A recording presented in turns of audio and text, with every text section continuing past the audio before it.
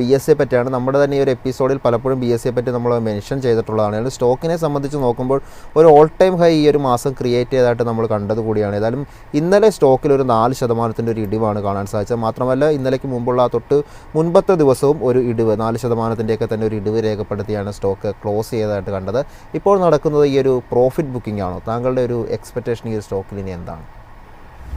തീർച്ചയായിട്ടും വിഷ്ണു, ഈ ആഴ്ചയായിരുന്നു നമുക്ക് ഈ സ്റ്റോക്ക് ഒരു പുതിയ ഓൾ ടൈം ഹൈ നൽകിയത്. 3041 രൂപയ്ക്ക് അടുത്തായിരുന്നു നമുക്ക് ഓൾ ടൈം ഹൈ കാണാൻ സാധിച്ചത്. അതിനെ തുടർന്ന് കഴിഞ്ഞ 3 ട്രേഡിംഗ് സെഷൻസിലും പ്രോഫിറ്റ് ടേക്കിംഗ് നടക്കുന്നു. പ്രോഫിറ്റ് ടേക്കിംഗ് നടക്കുന്ന സമയത്ത് ഇനിയും നമ്മൾ ശ്രദ്ധിച്ചിരിക്കേണ്ട സപ്പോർട്ട്